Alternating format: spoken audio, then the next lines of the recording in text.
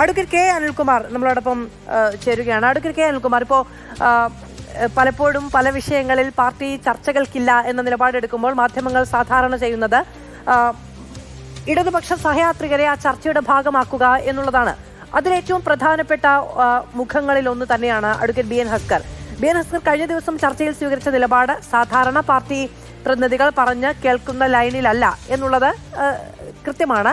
അതിലിപ്പോൾ എന്ത് ഇടപെടലാണ് അദ്ദേഹത്തിന് അങ്ങനെ ഒരു നിർദ്ദേശം കിട്ടിയിട്ടുണ്ട് എന്നുള്ളതാണ് വ്യക്തമാകുന്നത്.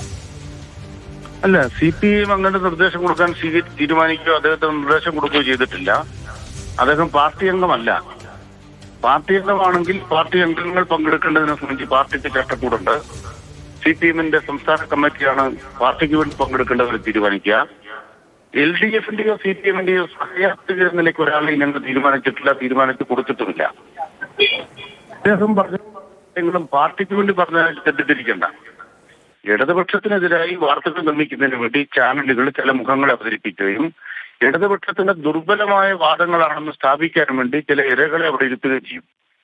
അങ്ങനെ ഇരയായിട്ട് ആരെങ്കിലും ഇരിക്കാൻ സന്നദ്ധരായിട്ട് പോയിട്ടുണ്ടെങ്കിൽ അതൊന്നും ഞങ്ങളെ ബാധിക്കുന്ന കാര്യമല്ല. അത്തരം ആളുകൾ ഇപ്പോഴെടുക്കുന്ന നിലപാടിനോട് ഞങ്ങൾക്ക് യോജിപ്പില്ല. നിങ്ങൾ ഇടതുപക്ഷത്തെ ആക്രമിക്കുമ്പോൾ പാർട്ടിയുടെ പ്രതിനിധികളായിട്ട് വരുന്നവർ പ്രതിരോധിക്കുകയാണ് പതിവ്. പക്ഷേ അടിമകളെ പോലെ അവിടെ ഇരുന്ന് അതെല്ലാം കേട്ടു തരിക എന്നതിന് നിങ്ങൾ ചിലരെ കണ്ടെത്തും.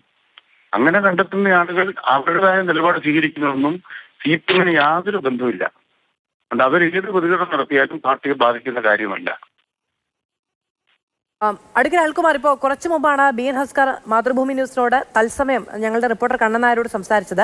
ഇത്തരത്തിലൊരു നിർദ്ദേശം കിട്ടി, പക്ഷേ തന്റെ നിലപാട് മാറ്റമില്ല എന്നുള്ളതാണ് അദ്ദേഹം പറയുകയും ചെയ്തത്. സോമപ്രസാദാണ് അദ്ദേഹവുമായി ആശയവിനിമയം നടത്തിയത് എന്നുള്ളതാണ് അദ്ദേഹം വ്യക്തമാക്കിയത്.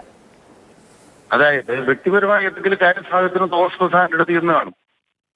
അപ്പൊ അദ്ദേഹം ആ നിലയ്ക്കുള്ള ബന്ധങ്ങളിൽ ഉപയോഗിച്ചപ്പോൾ ചില അഭിപ്രായങ്ങൾ പറഞ്ഞു കാണും. അത് പാർട്ടി തീരുമാനമല്ല.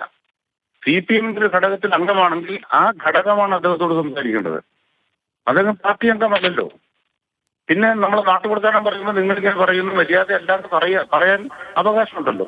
അത് പാർട്ടി നിർദ്ദേശമല്ല. അല്ല, അദ്ദേഹം പാർട്ടി മെമ്പറാണ് അഡ്വക്കേറ്റ് അനിൽകുമാർ. ഇപ്പൊ ഈ നമ്മളോട് സംസാരിക്കുമ്പോൾ അദ്ദേഹം പറയുന്നത് ഞാനിതിൽ കൂടുതൽ കാര്യങ്ങൾ പറയില്ല, ഞാൻ പാർട്ടി മെമ്പറാണ് എന്നുള്ളതാണ് അദ്ദേഹം പറയുന്നത്. അദ്ദേഹം CPM അംഗമല്ല. അതാണ് ഒന്നാമത്തെ കാര്യം. ഇപ്പൊ